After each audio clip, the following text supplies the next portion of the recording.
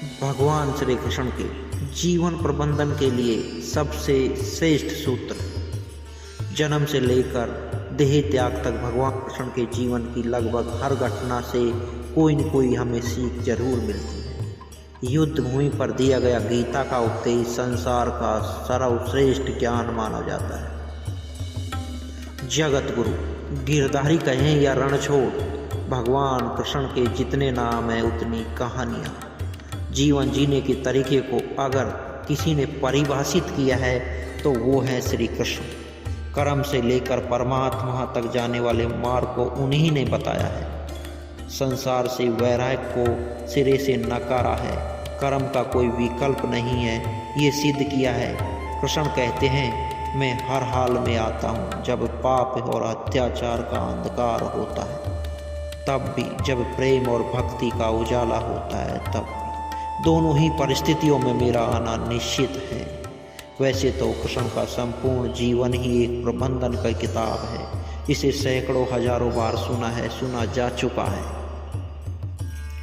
कुरुक्षेत्र में दोनों सेनाओं के बीच खड़े होकर बाहरी तनाव के समय कृष्ण ने अर्जुन को जो ज्ञान दिया वो दुनिया का सर्वश्रेष्ठ ज्ञान, श्रेष्ठतम ज्ञान है। गीता का जन्म युद्ध के मैदान में दो सेनाओं के बीच हुआ। जीवन की श्रेष्ठतम बातें बाहरी तनाव और दबाव में ही होता है। अगर आप दिमाग को शांत और मन को स्थिर रखकर कोशिश करें तो सबसे बुरी परिस्थितियों में भी आप अपने लिए कुछ बेहतरीन निकाल पाएंगे। ये कृष्ण सिखाते हैं। गीता पढ़ने से अगर इस बात को समझ जाएं कि गीता पढ़ना सफल हुआ। कृष्ण का जीवन ऐसी ही बातों से भरा पड़ा है। ज़रूरत है नज़रिए की। उनका जीवन आपके लिए माइथोलॉजी का एक हिस्सा मात्र भी हो सकता है। आपका पूरा जीवन बदल कर रख देने वाला ज्ञान भी। आवश्यकता हमारी है, हम उसके जीवन से लेना क्या चाहेंगे।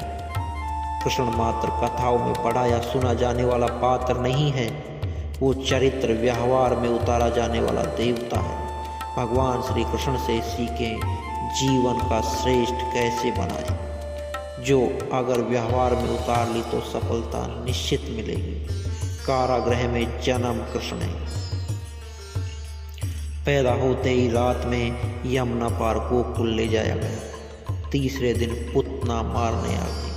यहाँ से शुरू हुआ संघर्ष देह त्यागने से पहले। द्वारिका डुबाने तक रहा। कृष्ण का जीवन कहता है कि यहाँ कोई भी हो, संसार में आए हैं तो संघर्ष हमेशा रहेगा। मानव जीवन में आकर परमात्मा भी सांसारिक चुनौतियों से बच नहीं सकेगा। कृष्ण ने कभी किसी बात की शिकायत नहीं की, हर परिस्थिति को जिया और जीता। भगवान श्री कृष्ण कहते हैं, परिस्थितियों से भागो मत, उनके सामने डट कर खड़े हो जाओ। वो एक दिन जरूर हार जाएं, क्योंकि कर्म करना ही मानव जीवन का पहला कर्तव्य है। हम कर्म से ही परेशानियों से जीत सकते हैं। कृष्ण का बचपन माखन मिश्री खाते हुए गुजरा। आज भी भोग लगाते हैं हम, लेकिन ये संकेत कुछ और हैं। आहार अच्छा हो, शुद्ध हो, बल देने वाला। बचपन में शरीर को अच्छा आहार मिलेगा तो ही इंसान युवा होकर वीर बनेगा। शरीर को स्वस्थ रखना है तो बचपन से ही ध्यान देने की ज़रूरत है। ये पेरेंटिंग के दौर से गुजर रहे युवाओं के लिए बड़ा मैसेज है।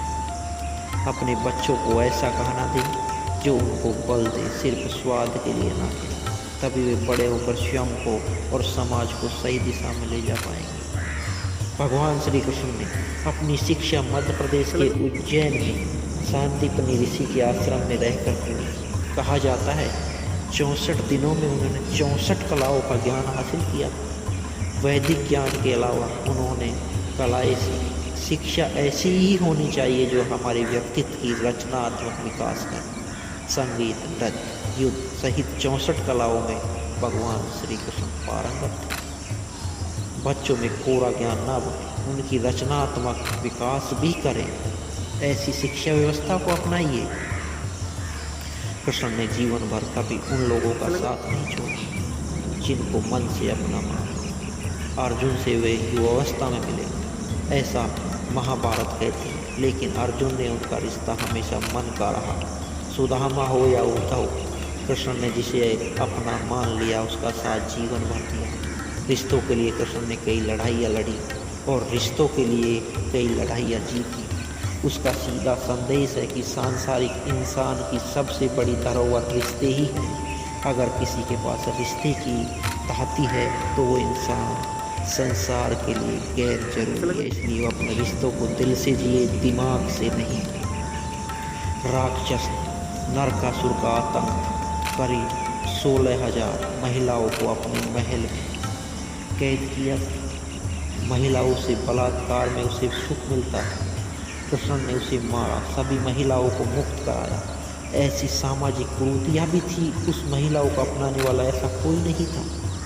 खुद उन्होंने घर वाले से दूषित मानकर त्याग दिया। ऐसे में कृष्ण आगे आए और सभी 16,000 महिलाओं को अपनी पत्नी का दर्जा दिया। समाज में उन्हें सम्मान देने के साथ भी पूजनीय स्थान भी दिया जाना चाहिए। कृष्ण ने हमेशा नारी शक्ति को बताया, उनके सम्मान के लिए तत्पर रहे। पूरी महाभारत नारी के सम्मान के ही लड़ी गई। सो आप कृष्ण भक्त हैं तो अपने आसपास की महिलाओं का पूरा सम्मान करें। कृष्ण की कृपा पाने का ये सरलतम मार्ग है। कर्म ही लोग जानते हैं कि जिस दुर्योधन कृष्ण ने आजीवन पांडवों का साथ दिया, उसकी मौत का कारण भी कृष्ण की कूटनीति बनी। वो ही दुर्योधन रिश्ते में कृष्ण का समधी भी था। कृष्ण के पुत्र शाम ने दुर्योधन की बेटी लक्ष्मणा का अपहरण करके उनसे विवाह किया, क्योंकि लक्ष्मण साहब से विवाह करना चाहते थे, लेकिन दुर्योधन के साहब और वो उसके बंदी बनाया हुआ था। तब कृष्ण ने दुर्योधन को समझाया था कि हमारे मतभेद अपनी जगह है, लेकिन हमारे विचार हमारे बच्चों के भविष्य में बाधा नहीं बननी चाहिए। दोनों परिवारों के आपसी झगड़े में बच्चों के प्रेम की बलि न चढ़ाई जाए। कृष्ण ने लक्ष्मणा के पूरे सम्मान के साथ अपने यहाँ रखा।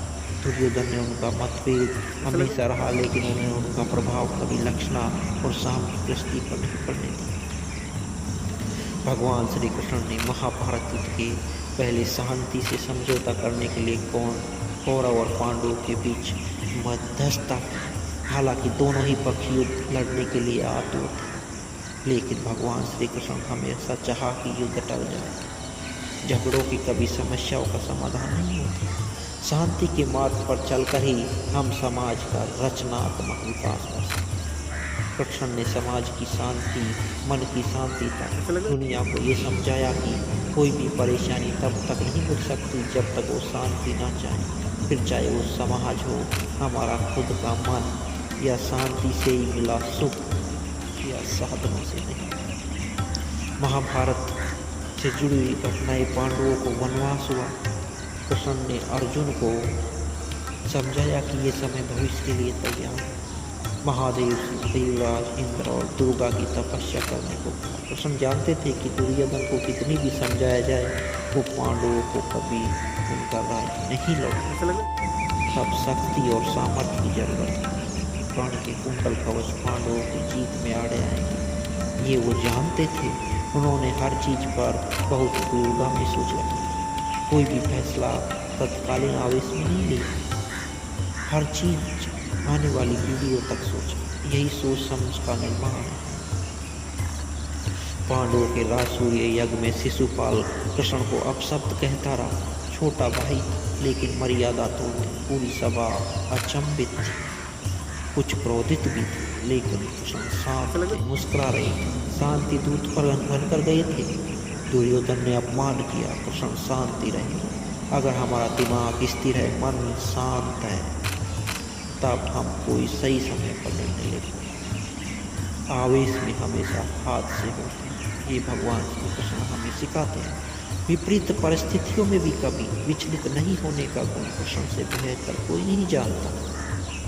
कृष्ण ने दुनिया भर के राजाओं को जीता, जहाँ ऐसे राजाओं का राज था जो भ्रष्ट थे, जैसे जरासंध, लेकिन कभी किसी राजा का सिंहासन नहीं छीना। कृष्ण के पूरे जीवन में कभी ऐसा नहीं हुआ कि उन्होंने किसी राजा को मारकर उनका शासन खुद कर लिया।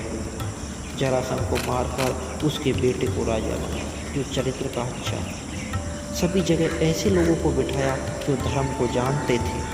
कभी किंग नहीं बने, हमेशा किंग मेकर की भूमिका में रहे। महाभारत युद्ध में भी खुद हथियार नहीं उठाया, पूरा युद्ध कूटनीति से लड़ा। पांडवों को सलाह देते रहे, लेकिन जीतने का श्रेय भीम और अर्जुन को दिया।